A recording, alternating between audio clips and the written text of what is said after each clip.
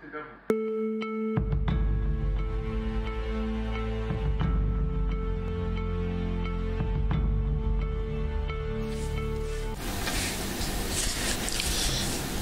Mesdames, Messieurs, bonjour. Nous voici dans cette tribune spéciale consacrée au Conseil supérieur de la liberté de communication.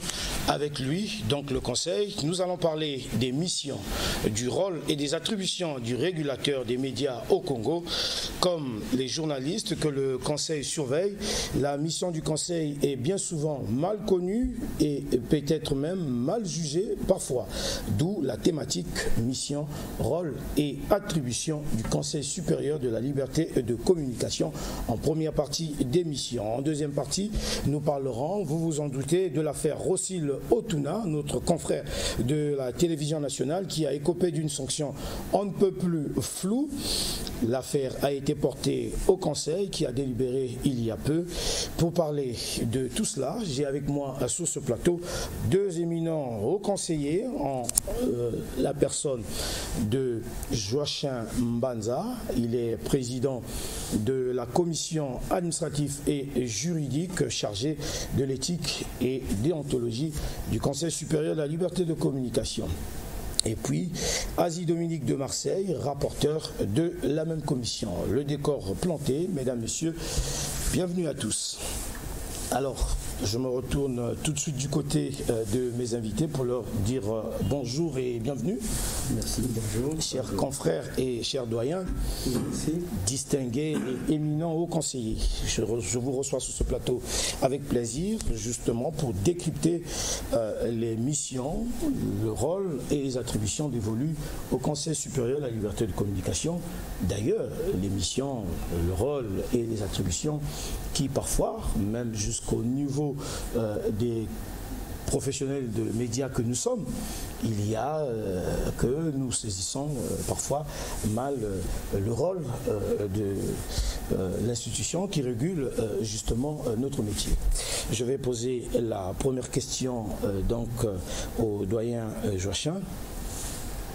Qu'est-ce que c'est que le Conseil supérieur de la liberté de communication? Une agence, une institution de la République, un arbitre? Que peut-on comprendre de, je vais dire, la première identité, l'identité de souche même du Conseil supérieur de la liberté de communication? Merci bien mon cher William.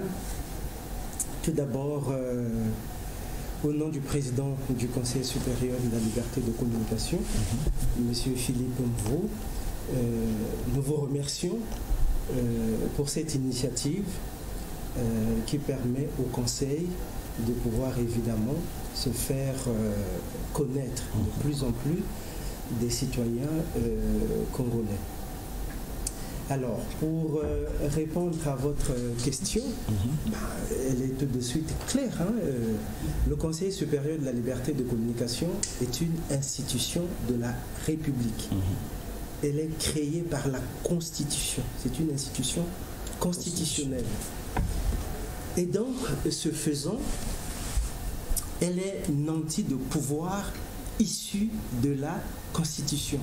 Et ces pouvoirs sont définis par une loi, sa loi organique, la loi numéro 4. Tout à l'heure, avec le rapporteur, vous en aurez un peu les détails du point de vue des missions.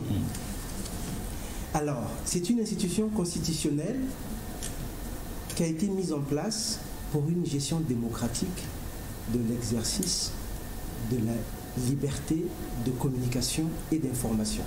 Vous savez, en passant qu'il n'y a pas de démocratie sans presse. Mais il n'y a pas de démocratie sans presse, effectivement.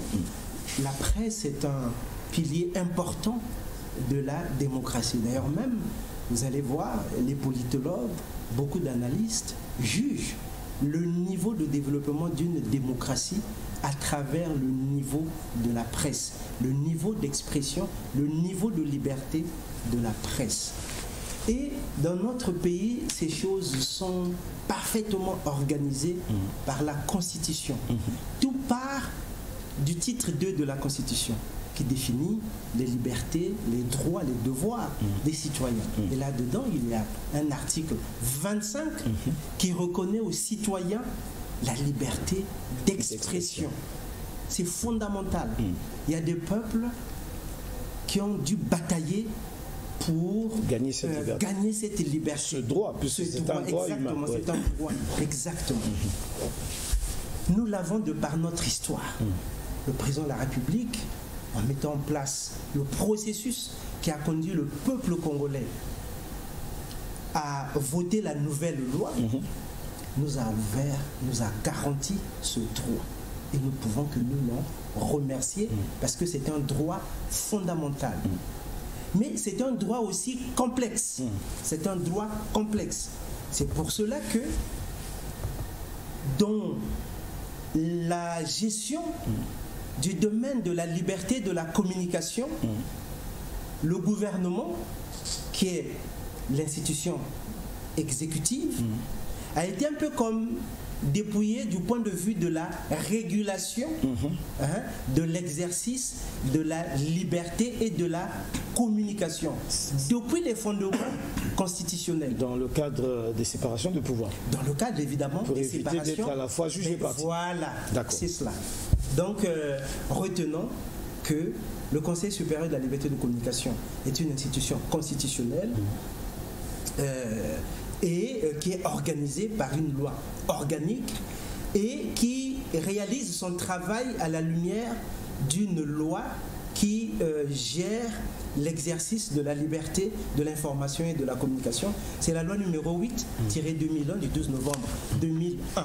Et tous les acteurs publics et privés qui s'engagent dans le domaine de la communication, de l'information, sont obligés d'organiser leur travail en tenant compte de cette loi numéro 8. Ah d'accord. Voilà. Ok.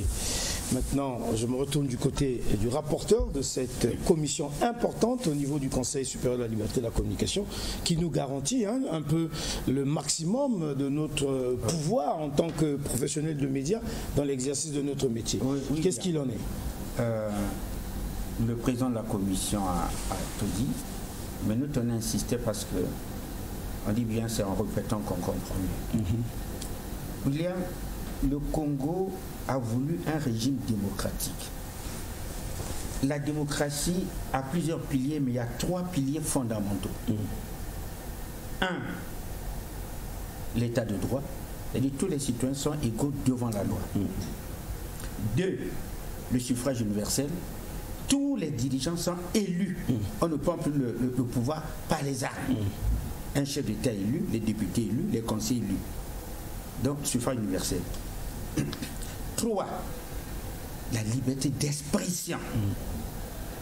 C'est la toute première de toutes les libertés, de tout ce que l'homme veut, la toute première des libertés, le tout premier droit, je dis, de tous les droits humains. Le tout premier droit, c'est la liberté d'expression. On ne peut pas sous-entendre diriger, développer un État s'il n'y a pas la liberté d'expression. Donc, c'est la liberté fondamentale, cardinale, capitale, la toute première. Et compte tenu de sa complexité, tout pouvoir a compris qu'il faut, dans le maniement de cette liberté d'expression, il faut mettre la loi qui doit réguler cette liberté d'expression. Dans la liberté d'expression se trouve contenu un grand chapitre qu'on appelle la liberté de la presse. La presse gère l'expression. Et cette presse-là, dans la liberté de communication, au Congo, on appelle ça liberté de communication, comme la loi dit, constitue la liberté de communication. Parce que dans la communication, il y a l'information, il y a la presse. La communication ici est importante. Et comme la communication est un maillon essentiel du développement d'un État, on peut la manier de telle sorte à faire tort à l'État comme à donner raison à l'État. Il nous faut un régulateur. Et l'État pense qu'il faut un régulateur. Du coup, ce régulateur, il faut qu'il soit indépendant. Si on l'attache à un pouvoir comme le gouvernement, il va être à la fois juge et parti. Parce que les pouvoirs publics peuvent poser des actes qui nuisent à la liberté d'expression. Du coup, un régulateur indépendant. Ça s'appellera institution de la République parce que la Constitution va consacrer cela. Et dans le cas d'espèce, c'est donc l'article 212 de la Constitution du 25 octobre 2016 qui institue constitue le Conseil supérieur de la liberté de communication en tant qu'autorité administrative indépendante chargée de réguler la liberté de la communication. Le Conseil veille au bon exercice de la liberté de l'information et de la communication. Donc, le Conseil supérieur de la liberté veille au bon exercice de la liberté de l'information et de la communication. Quand le législateur, quand la note, le législateur, on vous a donné l'article et on dit, la loi organique, elle est là. Donc, le chef d'État, le Sénat et le Parlement a voté, le président de la République a promulgué. D'accord.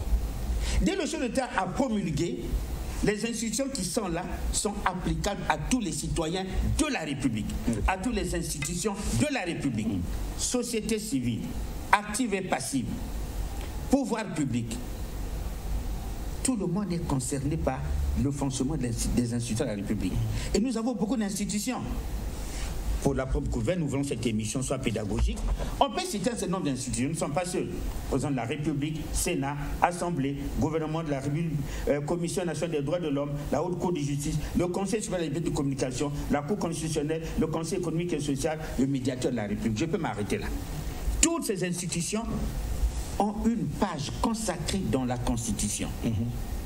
Maintenant, prenons le cas du Conseil supérieur de la liberté de communication. Donc nous avons mission de veiller sur le bon fonctionnement de la liberté de communication au Congo.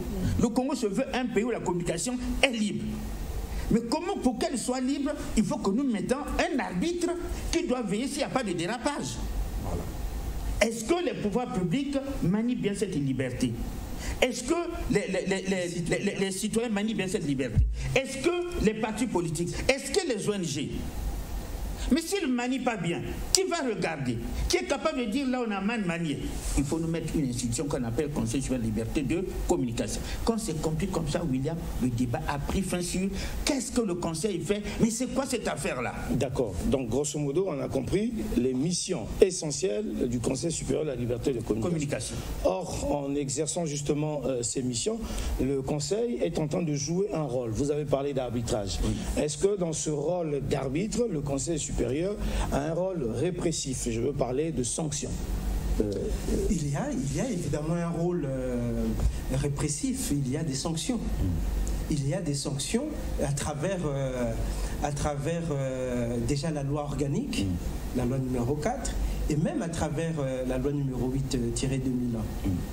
Dans ce sens que quand par exemple un média, quand le Conseil prend la décision de suspendre un média, mais c'est par rapport justement les dérapages dont parle le haut conseiller Asie Dominique de Marseille. Il a parlé de surveillance. Mais voilà, c'est cela. Seul le Conseil peut suspendre un média. Seul le Conseil peut suspendre une émission, un journal, pas le gouvernement. Seul le Conseil peut le faire. Seul le Conseil attribue aux journalistes la qualité d'exercer le métier de presse au Congo à travers l'attribution de la carte professionnelle de presse. Alors. Et donc ça c'est son pouvoir. Donc s'il arrive qu'un journaliste se comporte mal, ne respecte pas le code déontologique de son métier. J'allais en venir. Mais voilà, sur justement, quelle base le Conseil sanctionne? Mais le Conseil sanctionne, il y a une grille de sanctions et tout. Et donc les médias, les journalistes doivent les connaître. Donc quand le Conseil constate que tel journaliste ne respecte pas les règles déontologiques et éthiques du métier, il lui retire sa carte professionnelle et donc il ne peut plus exercer le métier. Donc, en d'autres termes, si je comprends bien, ce n'est pas au nom de cette liberté d'expression, qui n'est pas libertinage, que les professionnels des médias et donc les médias peuvent dépasser les limites en usant exagérément de leur liberté. C'est réglementé, c'est encadré, et donc c'est le veilleur, le surveillant, la sentinelle qui est le Conseil, qui veille à ce que chaque professionnel du métier reste justement dans ce cadre-là, dans l'exercice de son métier. Oui, William. Le président de la commission a su le dire, et je vais amender William. Il a dit une chose capitale, je reviens dessus. il n'appartient pas au gouvernement ou à n'importe quelle institution de sanctionner un journaliste qui a commis une faute professionnelle. Ah, parce qu'il n'y a que le conseil qui en a compétence. Il n'y a que le conseil. Pourquoi? Et je vais démontrer. Si le gouvernement fait partie des institutions à surveiller, il peut peut-être la fois juger parti. Exactement. Voilà. Si le gouvernement est aussi en tant que manœuvre de la population, pour la population, s'il fait mal, qui va le dire? C'est la presse. Et ça lui dit non, j'ai mal fait la presse, je vous sanctionne. C'est l'arbitre qui sanctionne. Parce que le gouvernement peut mal faire. La presse relève que là, le gouvernement a échoué. Mais le gouvernement dit non, la presse, tu as parlé, on te sanctionne. La presse fait juger. En ce moment-là, il fait juger parti. Non. C'est un organe indépendant qui veille sur le travail de la presse. Si la presse dénonce les dérapages du gouvernement, il faut éviter que le gouvernement se mette à punir la presse. Ah, d'accord. Autrement dit, si la presse a dit la vérité, le gouvernement ne veut pas que la vérité sorte, il se met à taper sur la presse. Non. Voilà pourquoi le législateur, je dis bien, c'est pas le législateur, c'est-à-dire le peuple congolais à travers le Parlement a dit, dans ce cas précis, c'est l'institution autonome qui doit veiller et non le gouvernement. Nos missions, nous ne les détenons pas nous les détenons du législateur. Donc le législateur a voulu que, puisque la loi le dit, et la loi, pour avoir une loi, il faut qu'elle soit votée par le Parlement et promulguée par le chef de l'État. Ça veut dire quoi, William? Tout ce que le Conseil fait est recommandé par la nation congolaise à travers le Parlement, promulgué par le chef de l'État. Et qu'est-ce qu'il dit? Si un journaliste commet une faute dans l'exercice de sa fonction, il n'est que frappé par le Conseil et non par le gouvernement, et non par le parti politique, et non par les ONG, et non par la société civile, disons, et non par la population. Non, je dis bien dans l'exercice de sa profession. Je ne parle pas de faute administrative quelque part, mais s'il a triché avec la déontologie, s'il a triché avec l'éthique, c'est la profession. En ce moment-là, le conseil se saisit, dit ça ne va pas. Voilà qui m'emmène à... Et je vais terminer. D'accord. Le retrait des émissions, le président l'a dit, le retrait même des émetteurs, c'est du ressort du conseil.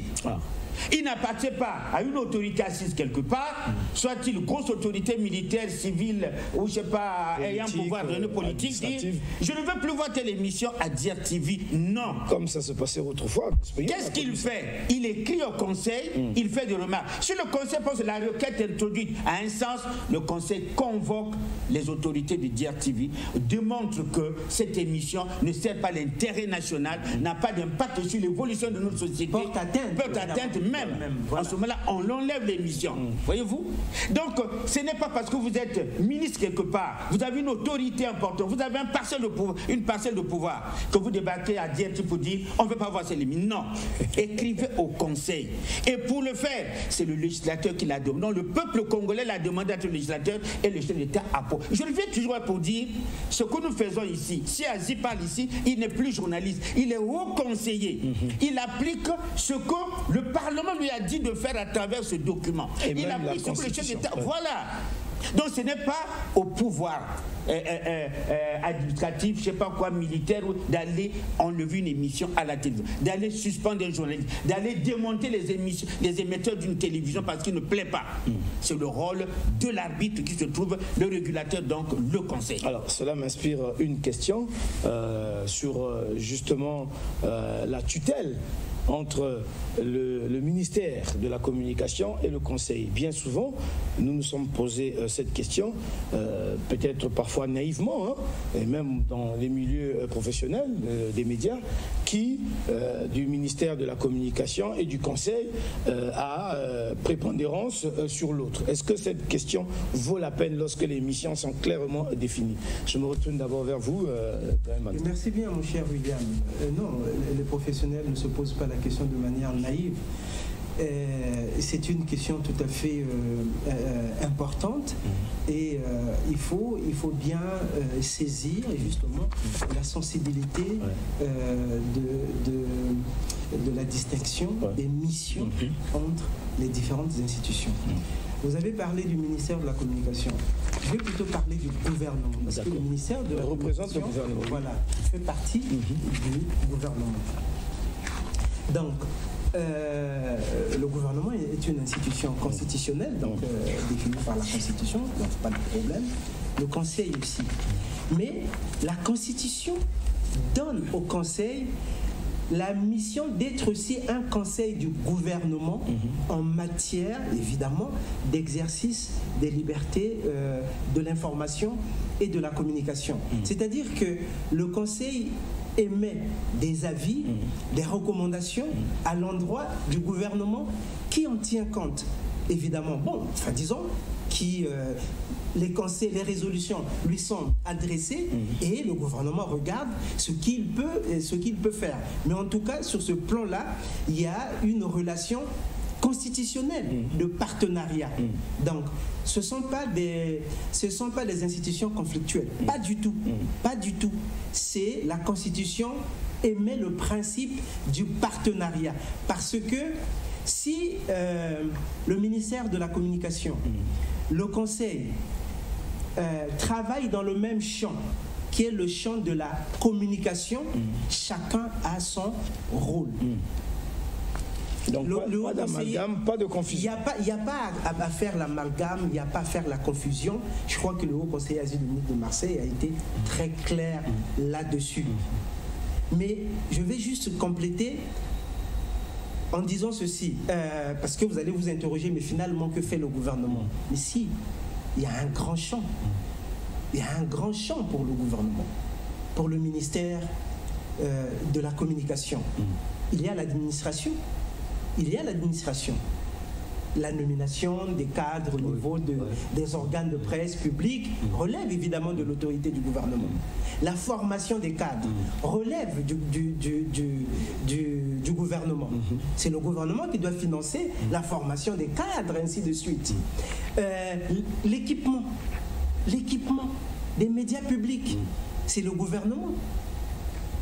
Donc, tout le budget d'investissement, c'est le gouvernement. C'est le gouvernement qui doit faire de telle sorte que nos médias, et surtout les médias publics, soient à la page des nouvelles technologies de l'information et de la communication, soient équipés. Oui, j'ai envie de prendre un exemple par rapport à votre explication. Admettons, le ministère dit, c'est moi qui nomme, c'est moi qui équipe, c'est moi qui paye, j'ai les moyens.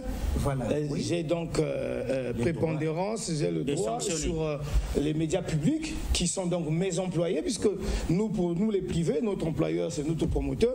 Pour les journalistes de la télévision nationale, ils ont pour employeur l'État, qui est représenté dans le gouvernement par le ministère de la Communication qui recrute. Alors, lorsque le régulateur viendrait à dire moi je punis ou que je ne punis pas ce qui est considéré comme faute, si le ministère dit non, moi j'ai un mot à dire parce que c'est moi qui recrute, ce sont mes employés, donc je peux décider de donner un rôle, de donner une mission. À ce moment-là, est-ce que vous ne pensez pas que les rapports deviendront conflictuels? William, voilà. Vous posez une question capitale et c'est même elle qui fait confusion dans la cité. La réponse est simple. Article 212 de la Constitution. William, je veux que cette émission soit pédagogique. Article 212 de la Constitution. Que dit cet article? La Constitution dispose. Article 212 de la Constitution du 25 octobre 2016 constitue le Conseil supérieur de la liberté de communication. Étant une autorité administrative indépendante chargée de veiller sur la liberté de communication. C'est-à-dire, le débat est simple. Le législateur congolais a dit au gouvernement, nous là, celui qui doit punir, c'est le régulateur. Ce n'est pas vous. Donné plein pouvoir pour cela. Indépendant. Donc une entité administrative indépendante qui ne dépend d'aucun ministère. Notre tutelle, c'est la présidence de la République. Ah, d'accord. Aucun ministère. Là, les rapports sont des rapports de partenariat. De collaboration. Mais si nous punissons, c'est parce que le régulateur nous a donné une mission de punir. Le législateur. Le législateur. Ce n'est pas que le conseil sans attribut se met à punir.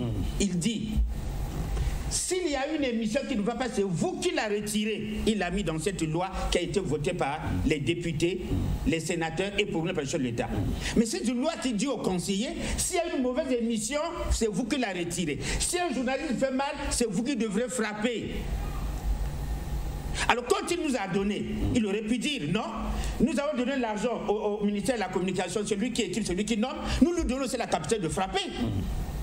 Mais c'est la loi qui enlève au ministère de la Communication la capacité de frapper un journaliste qui commet une faute je dis bien professionnelle. Parce qu'il y a des fautes administratives qui n'ont rien à voir avec la profession, comme dans la déontologie et l'éthique. Et je vais donner un exemple simple, William. Il a détourné de l'argent. Un exemple simple. Administratif, par exemple. Si quelqu'un gère son argent là-bas, ce n'est pas la déontologie, ce n'est pas l'éthique, nous ne connaissons pas comment ça se passe. Je prends un exemple simple. Ça peut être la directive financière de la télévision ou bien chez quel organe qui a dépensé de l'argent. Ce n'est pas la faute de la communication. Là, nous ne connaissons pas comment ça s'est passé. On peut censurer là-bas. Mais, William, est-ce que tous les ministres de la communication sont obligés d'être des journalistes? Non. Non. Est-ce que tous les directeurs généraux de la télévision sont des journalistes? Non.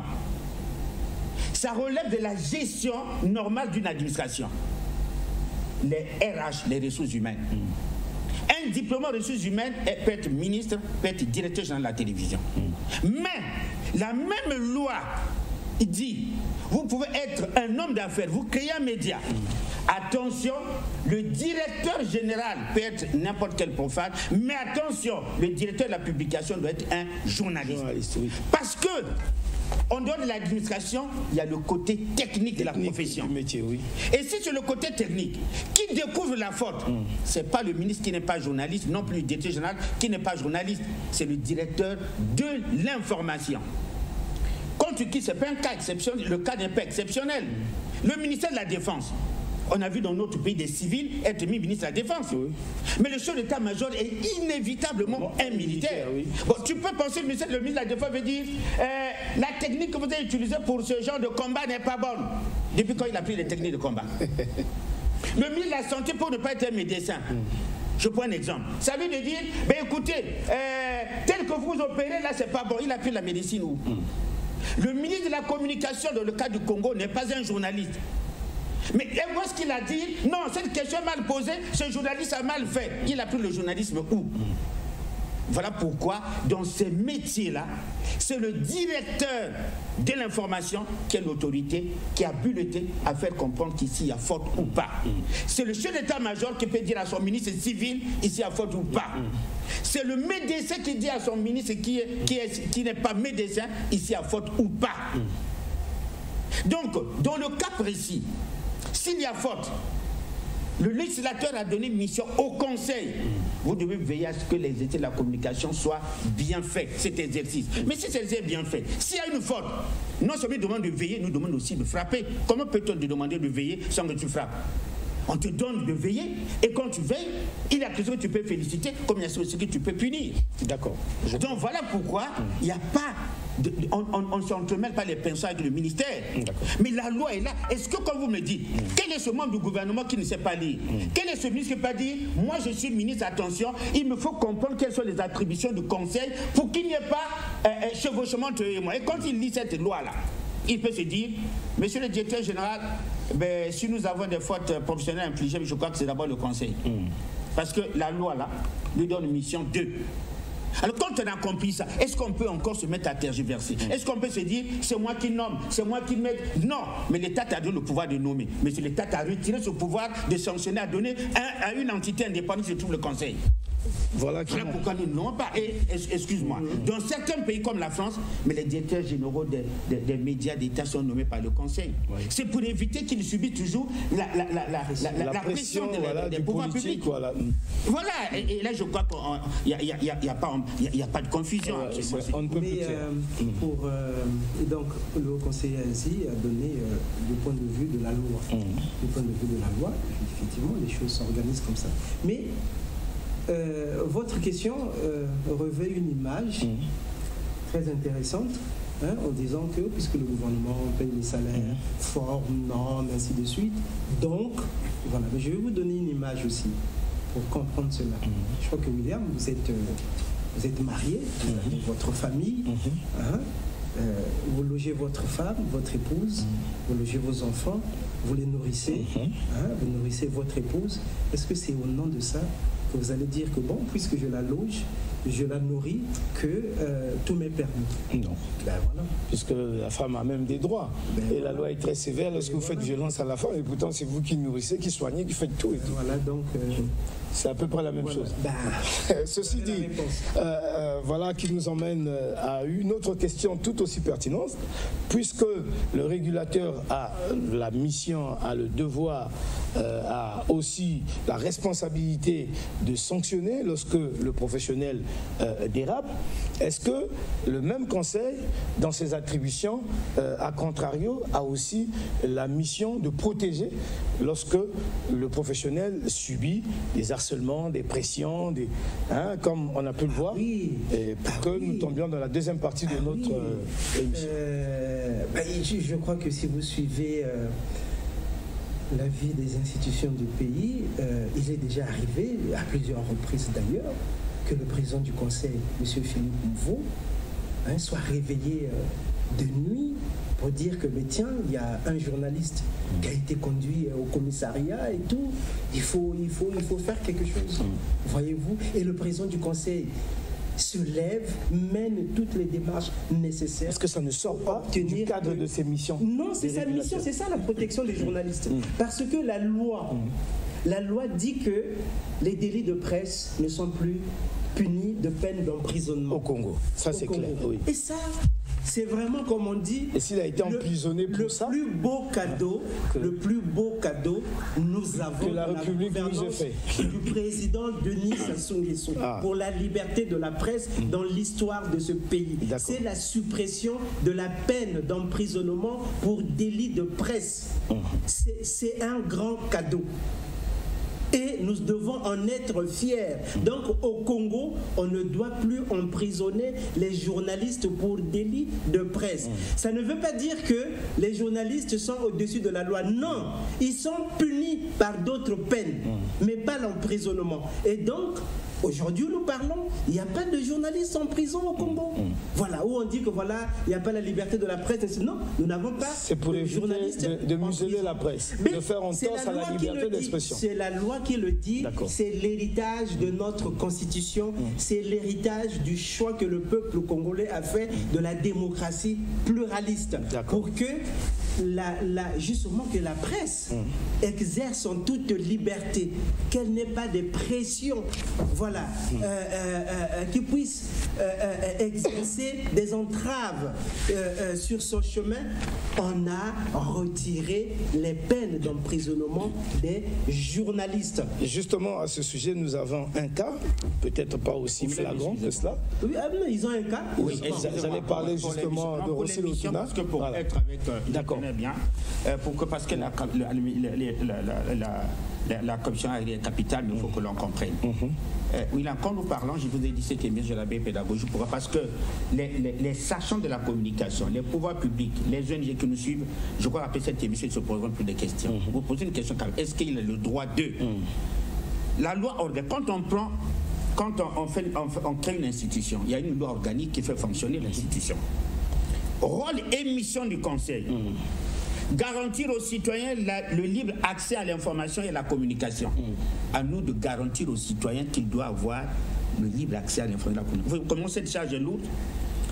Suivre les médias et assurer leur protection contre les menaces, les entraves dans l'exercice de leur fonction d'information est libre et complète. Voilà qui est dit. Voilà qui dit. Suivre les médias et assurer leur protection contre les menaces et les entraves.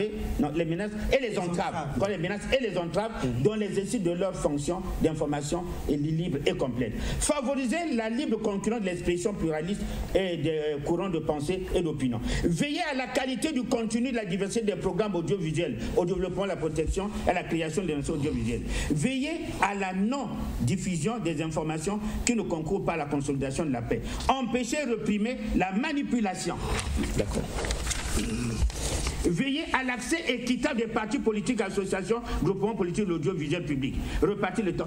Voyez-vous comment les missions, il y en a tellement beaucoup, on ne peut pas se mettre à lire. Maintenant, c'est clair. Alors, voilà qui nous emmène à entrer dans la deuxième partie de notre mission, et nous pouvons le dire avec assurance, chers téléspectateurs, que le régulateur des médias au Congo, en l'occurrence le Conseil supérieur de la liberté de la communication, a à la fois un rôle d'arbitre et de protecteur pour les professionnels du métier du journalisme. L'affaire Rossil Otuna, vous le savez, a défrayé la chronique ces dernières 72 heures et même au-delà. L'affaire Rossil Otuna a été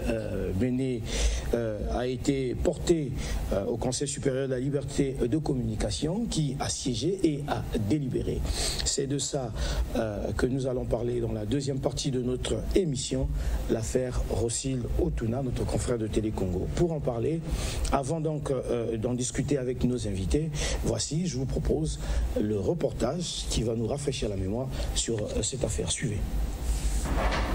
Avant de commencer leur réunion, une minute de silence en mémoire de Parfait Motombisa, journaliste de Télé Congo, décédé ce lundi. Le sujet qui réunit les hauts conseillers concerne aussi un journaliste de Télé Congo, Rossil Otuna, présumé suspendu de la présentation des journaux. Une sanction a été bel et bien prise à l'encontre du journaliste Rossil Otuna dans le cadre de l'exercice de son métier. Et cette sanction, dont le délai de vigueur n'est pas connu, le suspend de la présentation des journaux. C'est, selon le rapport du Conseil supérieur de la liberté de communication, sa propre hiérarchie qui l'avait sanctionné. Cette sanction, qui ne se réfère à aucun texte juridique et qui n'est actée par aucune note administrative, lui a été annoncée verbalement par le directeur général et la directrice de l'information, sans lui fournir d'explications sur une éventuelle faute professionnelle. Dans le rapport de la commission administrative et juridique chargée de la déontologie et de l'éthique du Conseil supérieur de la liberté de communication, les hauts conseillers ont aussi épinglé un climat de travail à Télé Congo peu favorable au professionnalisme et à l'épanouissement d'un esprit de responsabilité chez les journalistes avant de faire des recommandations.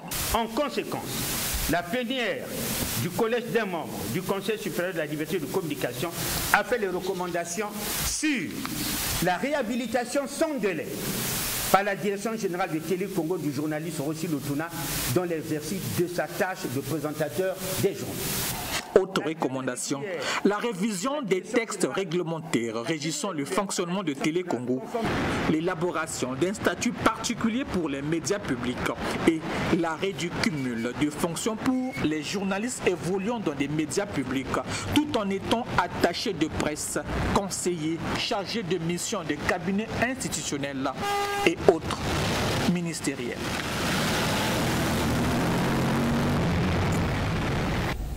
Ainsi que l'a signifié notre Raoungu, il y a eu des recommandations. Suivons-les.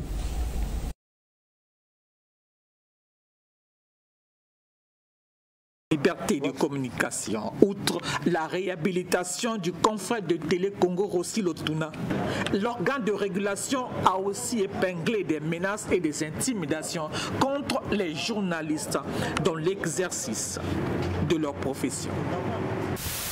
Constatant la récurrence des menaces et des intimidations que subissent les journalistes dans l'exercice de leur profession, de la part des citoyens exerçant des parcelles d'autorité publique, le collège des membres du Conseil supérieur de la liberté de communication recommande l'arrêt des menaces et des intimidations contre les journalistes dans l'exercice de leur profession et le recours au Conseil supérieur de la liberté de communication pour tout citoyen ou toute autorité qui se sentirait lésé par le travail des médias.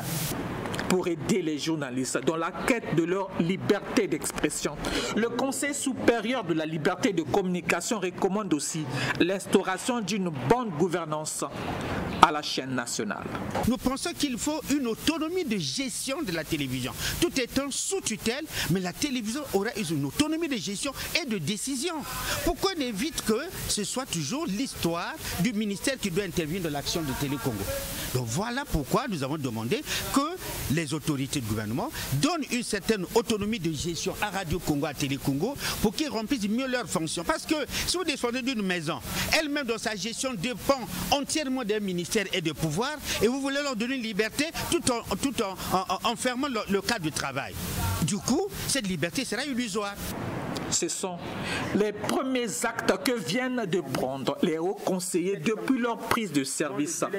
Des décisions bien encourageant la liberté d'expression pour cet organe trop souvent accusé à tort ou à raison d'être un organe père fouettard. Pour faire complet sur ce dossier, en termes d'éléments de reportage, suivant donc la réaction du président du Conseil supérieur de la liberté de la communication, M. Philippe Mvo, sur cette affaire. Le travail que le Conseil vient d'abattre a été entrepris dans le sens tout simplement de corriger un certain nombre d'erreurs, un certain nombre de dérapages, et davantage de faire que les relations de travail, non seulement à Radio Congo, mais aussi à Télé Congo, mais aussi à Radio Brazza, à Dier TV, à Vox TV, en tout cas dans tous les médias du Congo, pas seulement les médias qui sont à Brazzaville, mais tous les médias du Congo, là où une radio est implantée, mais que l'esprit de travail puisse être de mise, qu'il puisse régner un esprit de partage, partage d'idées, partage d'expériences. Voici à quoi nous devons communier. Voici à quoi vous, journalistes, vous devez communier. Et c'est à cela seulement que la presse congolaise peut véritablement gagner en notoriété. RSF, Reporters sans frontières, venait de publier son classement mondial. Nous avons reculé d'un point. Devrons-nous nous frotter les mains pour nous satisfaire d'un tel classement? Est-ce que nous avançons ou nous reculons? Sommes-nous en train même de faire du surplace? Encore que faire du surplace, ce n'est pas avancer. Nous devons, vous journalistes, professionnels de l'information et de la communication, gonfler. Vous devez gonfler vos cœurs d'orgueil supérieur pour faire que demain, on puisse véritablement parler d'une presse congolaise véritablement professionnelle. La réussite de la presse congolaise puisse, ma foi, permettre à la démocratie de notre pays de se laisser pousser des ailes. La démocratie. Oui, il y a tout à dire là-dessus. Et nous ne pouvons pas espérer respirer véritablement démocratie dans notre pays si la presse ne joue pas son rôle dans ce pays. Voilà, affaire Rossi Lotuna, qui est presque devenue affaire d'État, qui a gagné jusqu'aux réseaux sociaux. A-t-elle été bien réglée selon les règles de l'art, selon la loi? Au regard de la loi, est-ce que l'affaire Rossi Lotuna a été bien gérée? Joachim Banta. Bien gérée à quel niveau? En tout cas, l'affaire Rossi Lotuna, je pense, c'est ma conviction, qu'elle a été bien gérée au niveau du Conseil supérieur de la liberté de communication. Dans ce sens que le Conseil a mis en branle la procédure d'autosaisine, tout simplement parce que, à l'occasion de la célébration de la journée mondiale de la liberté de presse, le président du Conseil, M. Mvo, se trouvant invité du journal de 20h le dimanche 3 mai, a eu une question, lui a posé une question, de savoir que pensait le Conseil de ce qu'à Télé Congo, il y avait un journaliste qui avait été suspendu. Voilà. Bon. Dans la réponse qu'il a donnée, il a promis mettre en branle la procédure d'autosaisine au niveau du Conseil pour savoir exactement de quoi retourne cette affaire. C'est ce qui a été fait. Au niveau du conseil, c'est la commission administrative et juridique chargée de la déontologie et de l'éthique qui s'occupe des questions déontologiques, évidemment. Voilà. Donc, elle a été saisie, mise en branle par le président du conseil, et la commission a auditionné des journalistes. Donc, le conseil n'est pas arrivé à ces résultats-là en allant, je ne sais pas, non. On a mis la procédure normalement. D'accord. Voilà. Donc on a auditionné et à la fin, voilà les conclusions qui ont été tirées. Avant d'arriver aux conclusions, je voudrais rappeler au passage qu'il y a deux manières de saisir le conseil. Voilà, exactement. C'est soit l'autosaisine, soit par une saisine faite par le concerné ou par sa hiérarchie. William, l'autosaisine, c'est la possibilité que la loi donne au conseil de constater un fait. Il n'attend pas que les intéressés saisissent le conseil, le conseil s'auto-saisit. C'est quoi le procureur de la République? Il peut s'auto-saisir d'une affaire par simple clameur publique par un élément. En fonction de la gravité aussi de l'affaire. Oui, regarde, ça c'est une affaire.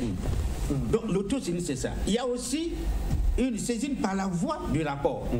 Il y a une chose qui se passe à DRTV, vous centralisez, vous faites un rapport à la commission, une requête, à l'enquête, et puis une requête, et cette requête-là, nous l'examinons et nous déclenchons notre procédure. Ces deux procédures sont. Dans le cas précis, mais vous ne voyez pas le président Vaux qui a une question posée par une journaliste de la maison. Nous avons un collègue à l'antenne. En plein journal télévisé. Ce n'est un secret de polichinelle, ce qu'elle dit donc. Ça veut dire que l'information est connue de tout le monde. Ça serait aberrant si le conseil ne s'était pas donné ça, c'est la question de la journaliste, c'est que, monsieur le président du conseil de la liberté de communication, ce n'est un secret de polichinelle. Dans cette maison, il y a un journaliste qui est sanctionné. Son commentaire. Il a bien réagi en disant, écoutez, je m'auto-saisis, je déclenche la procédure. Et nous, on la déclenche comme Jason l'a dit. Et en ce moment-là, nous sommes arrivés aux conclusions que vous avez aujourd'hui. Donc, c'est inévitable que dans le cas précis, nous constatons qu'il y a quelque chose qui ne va pas et notre rôle d'arbitre, en ce moment-là, est mis en branle. Alors, en conclusion, il y a eu des recommandations. Quelle est la valeur de ces recommandations? Est-ce que ces recommandations ont un caractère impératif ou c'est juste facultatif? On peut ou ne pas appliquer ces recommandations? Non, attention. La recommandation concernant le journaliste... la réhabilitation du... Oui, Rossi Lotuna, donc la recommandation sur la réhabilitation du Rossi Lotuna est adressée au directeur général de Télécongo. C'est une recommandation adressée, vous allez la revoir, au directeur général de Télécongo. C'est lui qui est responsable de ce média public au terme de la loi numéro 8-2001. C'est lui qui est responsable. Et donc le conseil s'adresse à lui. Maintenant, le directeur de Télécongo a une tutelle. C'est à lui de voir avec sa tutelle comment s'arranger pour appliquer. Ça, c'est une cuisine interne. Et si ce n'est pas fait? On va y arriver. On va y arriver. D'accord.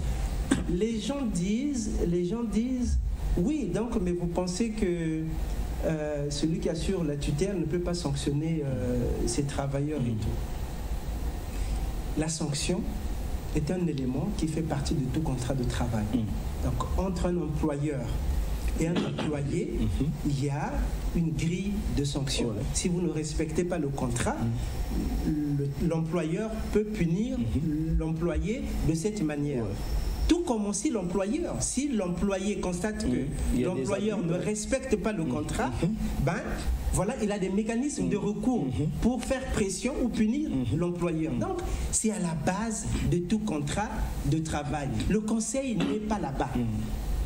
Donc, le gouvernement, le ministère de la Communication, en tant que tutelle de Télécongo, a sa liberté de gérer son personnel, à sa liberté, suivant les textes qui sont en place. Maintenant, la catégorie des journalistes, c'est ça qu'il faut comprendre. La loi a prévu autre chose. Je vais vous donner un exemple. Les militaires, les policiers, les gendarmes, c'est des fonctionnaires. Ils sont payés par l'État. parce qu'ils sont payés par l'État, c'est des fonctionnaires. Mais est-ce qu'ils sont traités comme tous les fonctionnaires? Non. Ils ont une loi spécifique. Oui. Ils ont un statut particulier. Quand vous avez affaire avec un militaire, il y a une procédure. Il y a tout ça. Voilà, c'est ça. Donc c'est tout comme les journalistes. Cette catégorie des journalistes, la loi a prévu des mécanismes. Donc le gouvernement ne doit pas s'en étonner. Nous, au Conseil, nous sommes étonnés de voir les réactions que suscite son travail au niveau même du gouvernement. Parce que si vous allez sur les... Tout est prévu. Les journalistes, on l'a expliqué, on ne va pas revenir là-dessus. Voilà, c'était clair. Voilà. Quand la faute concerne... c'est une faute administrative, à ce moment, la tutelle peut s'en mettre.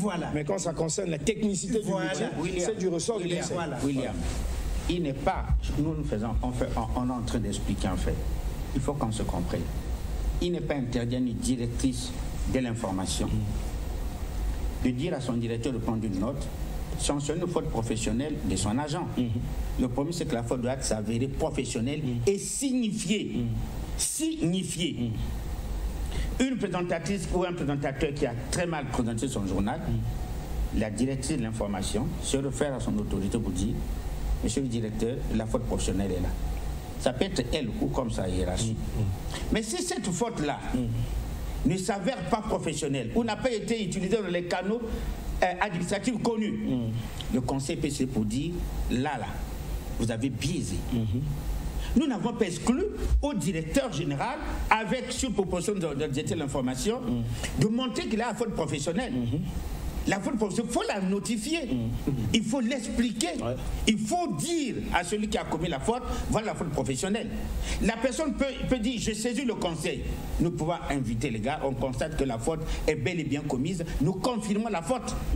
Comme nous pouvons également dire non, dans ce cas précis, la faute n'a pas respecté les normes administratives, nous infirmons la faute au lieu de la confirmer. Dans le cas précis, ça veut dire quoi?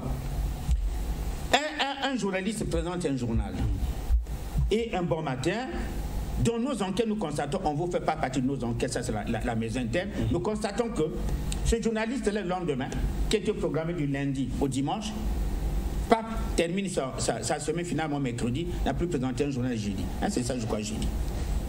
A été relevé, remplacé par une collègue.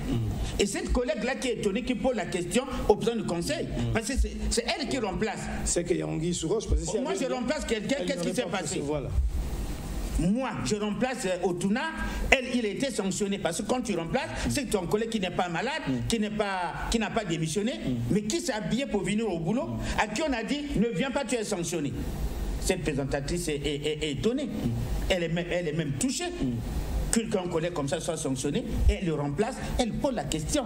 Elle est la belle histoire, elle pose la question parce qu'elle remplace quelqu'un qui était programmé. C'est pas elle qui était programmée ce jour-là.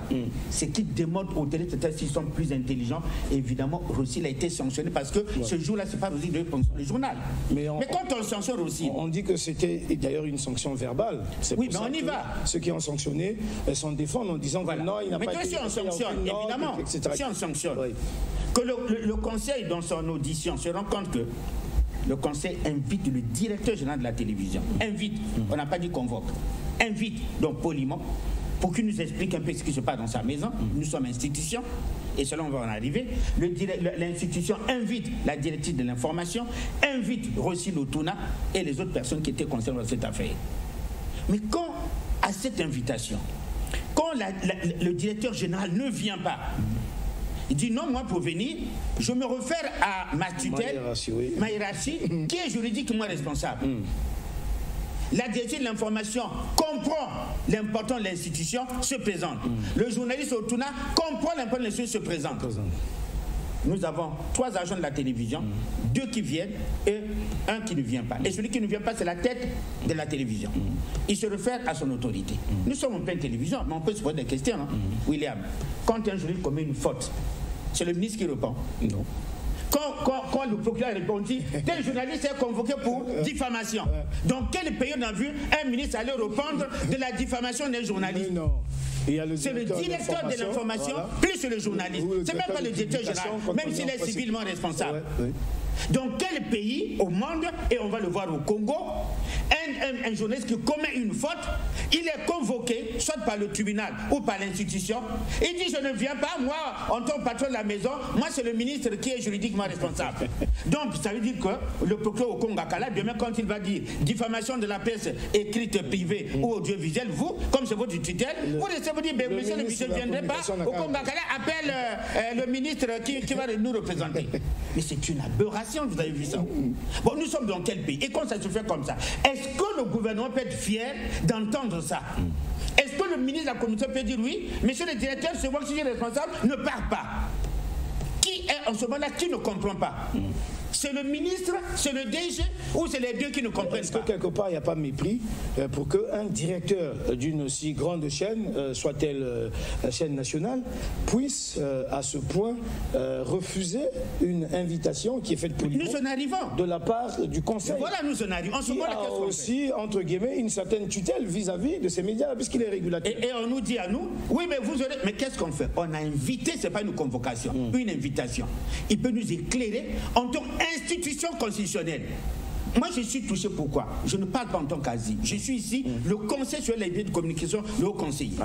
Et c'est étonnant que des hautes autorités à ce niveau, soit le ministre ou le directeur général, puissent méconnaître le rôle d'une institution constitutionnelle. C'est grave. Ce qui est extrêmement grave. Ça peut me créer un précédent que demain n'importe qui fera la même chose. Ça veut dire que la Constitution est recusée de la part Donc ça veut dire que ces autorités, ne veulent pas reconnaître la toute puissance de la Constitution. D'accord. Mais comme le Conseil constitutionnel, c'est le régulateur des institutions, je crois que le Conseil constitutionnel nous entend parler pour dire ah non, là c'est mal fait. Et comme le chef de l'État, c'est celui qui est le garant des institutions, à lui de nous écouter pour dire là c'est bien, c'est mal fait. Et comme le Premier ministre est chef du gouvernement, à lui de dire ah là, le gouvernement, par le biais du ministère, a une responsabilité dans le non-respect des institutions. Si nous laissons passer ça, ça veut dire qu'on va créer un précédent qui va complètement mettre en déroute le respect des institutions. Je vais te poser une question personnelle. Tout doucement, nous avançons vers la fin de cette émission. Par rapport à ce qui vient d'être dit, et j'ai dit bien personnel, ça c'est moi qui pense, vous êtes libre de répondre ou de ne pas répondre à cette question. Dans un pays où l'ordre, qu'est-ce que je dis, un document de laisser-passer signé par la deuxième personnalité du pays, en l'occurrence le président du Sénat, Pierre Ngolo, qui est déchiré par un soldat, un agent de police qui est dans un checkpoint. Est-ce que ça peut étonner qu'un directeur d'une chaîne ne réponde pas à l'invitation, encore que ce n'est pas une convocation du conseil, donc de l'organe régulateur des médias? Est-ce que ça vous étonne?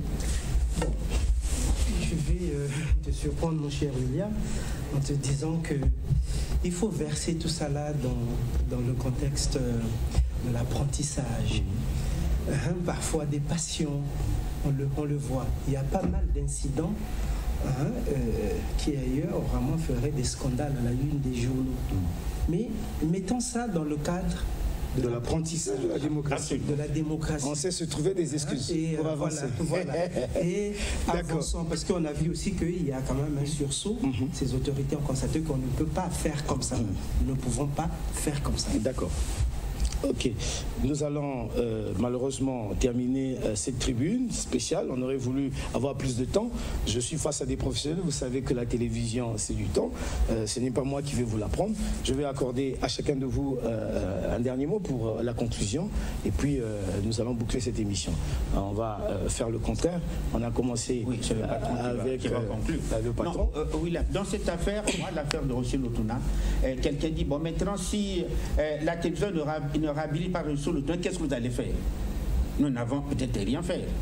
Mais nous voulons montrer au gouvernement et au chef de l'État et au Conseil constitutionnel que voilà comment fonctionnent les institutions chez nous. Mais le Conseil ne se prononce pas en tant qu'individu, c'est en tant qu'institution. Si nous donnons ce précédent, qu'est-ce que ça va donner demain? Nous sommes en période sensible et nous avons le Covid-19. Quand un journaliste est sanctionné, je me permets de le dire sur le plateau, qu'est-ce qui prend le coup? Ce n'est pas le ministère, ce n'est pas le gouvernement, c'est le chef de l'État. Au Congo, les journalistes sont sanctionnés. Chaque fois qu'un journaliste est sanctionné, on pense à la dictature chez nous. Ainsi donc, l'excès de zèle de certaines personnalités ne doit pas arriver à ce genre de tâches sur le drap de la nation. Oui. Chaque fois qu'un journaliste est mis en prison, à tort ou à raison, on ne le met pas en prison, quand il est sanctionné, et de la manière aussi cavalière, la tâche repose sur la tête du président de la République. On va continuer à faire comme ça.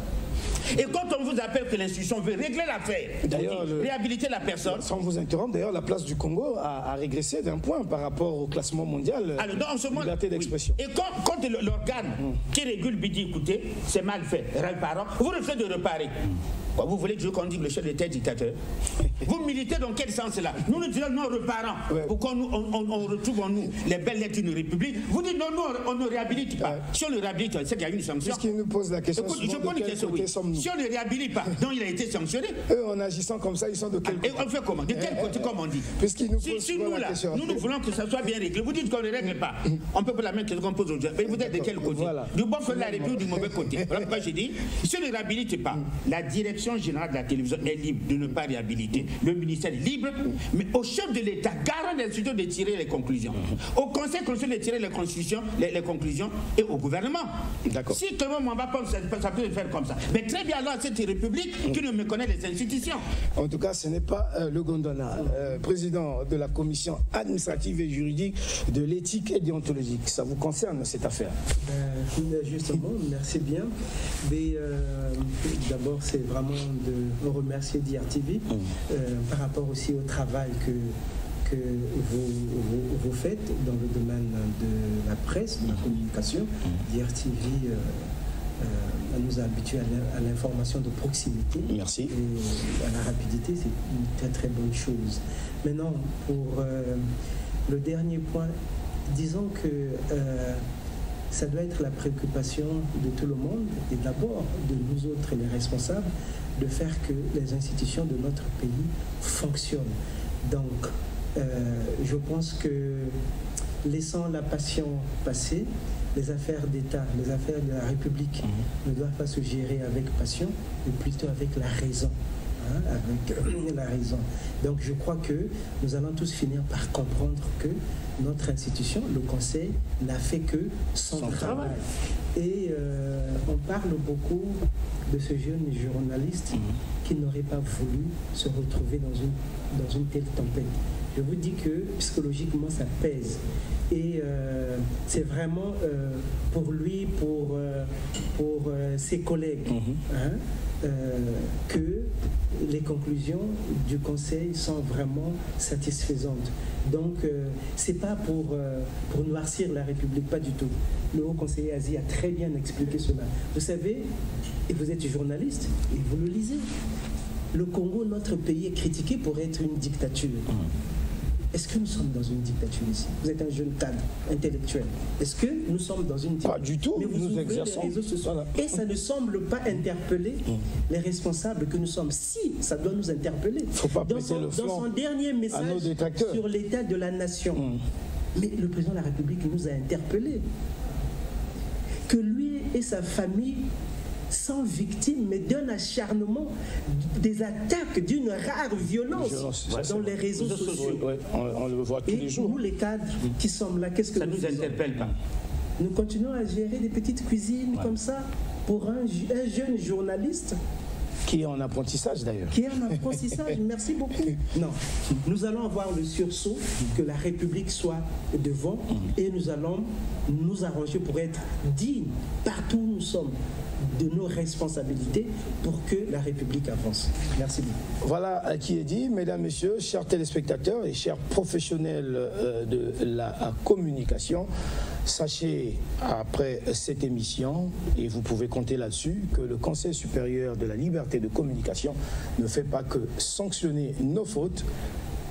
Il a aussi la mission de nous protéger, nous, professionnels des médias. Était avec moi pour cette tribune qui s'achève ici, spécial Conseil supérieur de la liberté de communication, où nous avons parlé de ses missions, rôles et attributions, ainsi que de l'affaire Rossile Otuna. Joachim Mbanza, président de la commission administrative et juridique chargée de l'éthique et déontologie technologie. Avec lui, Asie Dominique de Marseille, rapporteur de la même commission, pour débattre de toute cette belle thématique. Voilà qui est fini. Merci à vous d'avoir été avec nous. Au revoir et à très bientôt.